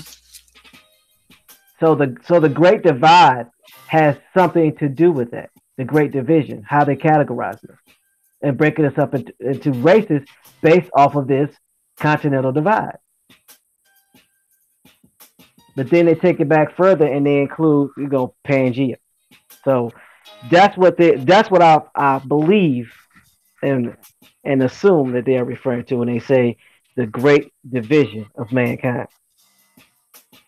So it's basically their concept on what supposedly happened with the land and people. Basically, it's a theory, I would dare say so. Yes. like the theory of evolution, and yeah, out of Africa theory. Amongst other theories. And Let's the not last get time into the we, cosmos. a theory is a scientific guess, right? Yeah, they claim it's based around facts. Okay, but it's still a guess. It's still a guess. Okay. It's not proven. It's How not a long? proven fact. That's a fact. It's not a proven fact. How about that? How long does a theory has to be a theory before you throw it out the window? I'm just asking. How long you got to hold on to it Until till it no somebody longer say, until it no longer becomes until it's no longer profitable. yeah, exactly. You got enough people telling you no, no. Yeah, that's what I was thinking. The profit line has something to do with it. Hmm. That's right. Because you figure if how is scientific research, R&D, research and development, how is all of that able to happen? It's able to happen because of funding. Now they have nonprofit groups, they have groups that go purely on donations, but the vast majority are run out of colleges, for profit colleges. Hmm. And even the ones that aren't for profit still get government money. They get Yeah. government grants and so forth. Yeah, So remember, if the government's nonprofit. paying for, right? So if the government's paying for this research and development, would they not want to make sure that the findings of this research match the needs or agenda of the government at the time? Bingo. If I'm Let's paying let's for it, look the at that. answer gonna be what I say it is. Right. I mean, that's just keep it in 100. You dumping all this money into a university to do studies. You want the narrative to go a particular way. You gonna let them release something that's gonna go against what you want everybody else to think? I don't What did like it. we read in the beginning of the week in 1906? Then they go to Congress and said they had to strip us from the roads and everything because there was too many of us. and they was in fear of losing power. Every time it turns around, that seems the same narrative: fear of losing power and control. What you saying, Copper? Right. No, that's right. You gotta split it up. If it's too big, I mean, it talks about this. You can look at the Bible. It talks about how the Pharaoh feared that the population of Israel was going to get too big and they couldn't control the place. They had to split them up. They had to subjugate them. They had to put them. They had to make them slaves.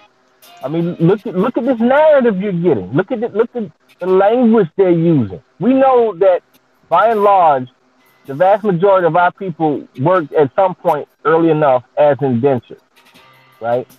In some way, whether that was more as an employee employer standpoint, or whether it was because of like a crime or some unpaid tax or lien or something like that. But people work the land for whatever reason, and all of a sudden they start getting referred to as slaves. And isn't it ironic that around the same time the word slave started to really get thrown around, you get these laws where Negroes can't learn how to read. They have to be illiterate because they can't know this is happening to them. That's why this is going on. The language has to change so that it keeps people confused. Mm-hmm. That's why our people have to be reclassified every so often to keep them confused. And I want to clarify something because I know you don't mean it that way, but when it said keep them from reading English because our people could actually read it, right? Right. Many of us That's knew multiple. Yeah, we knew multiple languages. They just didn't want us to learn this language. So I wanted to clarify that. Right. No, that's a good clarification because they wanted to be able to use their legal manipulation through their own words, their own spelling of their own words that we couldn't necessarily understand to be able to do this. Hence them needing for us to not understand the way that they spoke and they did things and they wrote. Because like when we were talking to Dane and a few other people a few weeks back, look at how different things are spelled when these people first get here. Look at the words they were using. And also too, it also makes me think about the fact when you say language, right? And Free always says language is a program. Now, think about this. When did lawyers come into play? And where do they all report back to? Right. Lawyers in order to become a lawyer, you gotta go to school. You gotta go to school. And right. Any lawyer will tell you that the law is a language. Mm-hmm. And people in the chat have been screaming for years, way before I got up on this platform and started talking about learning what? Learning a law because that law is this government's language. Yes. That's why if you ever notice the Queen's English and the English of North America are not the same. Yeah, absolutely not the same. But open up them British law books. Now you'll see what the language is the same. The It's bar. all legalese. It's law. The bar goes Exactly. back there. What that BAR stand right. for? That's right. No sellout. What does it mean? What does that stand for? Who is all of this stuff really reporting back to? Oh man. You said peel the veil back. I came with a shovel, hard hat, pickaxe. Man, I thought it was like one of them wedding veils, like some thin thing. Not as thick as I don't know. All right. And we told them it off this version. Right. So when they could no longer make it illegal for us to read, they changed the language. They made the language law, and now you have to go to law school to understand the language, the real meaning of the English language. Ain't that something? Let that marinate. Which, by the way, is the most expensive degree to ascertain. Just so you know that. Oh yes, it is.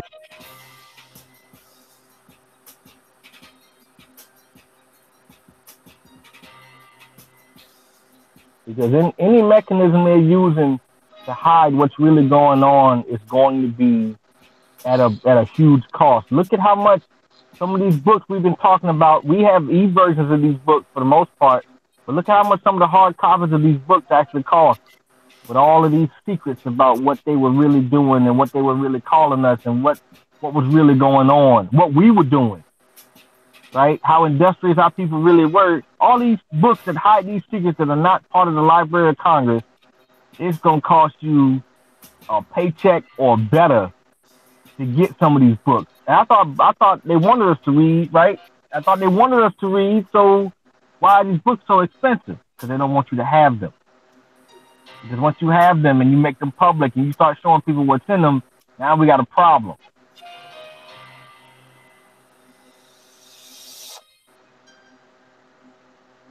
And they can't argue that these books weren't in print because the printing press was made in the 1600s, if I remember correctly. So there was literature that was printed every way from Sunday at that point. So why is it that these books are still so expensive? And it's not that some of these are the only copies of these books. There may be a few surviving copies of it, but they weren't the only ones that were copied, especially when you get to the 1800s. And a lot of printed material was much more readily available to people. It's that expensive because you're not supposed to see any of it. Exactly.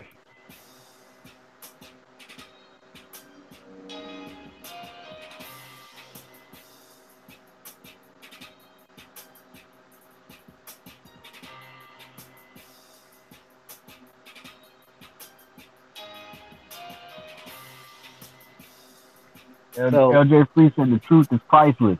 And I agree completely. But that's why they want you to pay for it, because they want you to essentially see it as being priceless, but be on the wrong side of it being priceless. It should be priceless because you shouldn't have to pay anything for it. But they just want to keep it out your hands, so that's why it comes with the price tag. I'm sorry, go ahead, Tim. And so this makes me think, and these are questions I'm going to ask. So if we're to get back what's rightfully ours, we have to know the language, which basically means we have to go through the law. So if by pulling out of the nation and disassociating ourselves, are we not disconnecting from the language that's going to get us back? Excuse me. Because we still have to know that law and that language to get what's rightfully ours based off of the law that was put in place in the first place. So if we're rejecting the system that our ancestors created that is now used against us using their terminology, their understanding, and their definitions based off of their language, then we are basically abandoning our property and abandoning our rights. I'll relinquish the mic. And on that note, it's been another great rising. Any last words from anybody from the panel? Copy Indio. Let's step away. What about you, No Sellout? Keep digging, y'all. Just keep digging. We posted those links. You can do some further research, but it's all right there. It's all right there in your face. TMH. Any last remarks? Get with your family members, do your genealogy, find your family tree, and that will be a great start to getting closer to getting back what's rightfully yours and finding out who you are and staying away from the race and color concept. And on that note, this has been Calling Aboriginal Bloodlines, brought to you by Continental Assembly. Been a great grand rising. See you till later. Peace. Peace, y'all. Peace.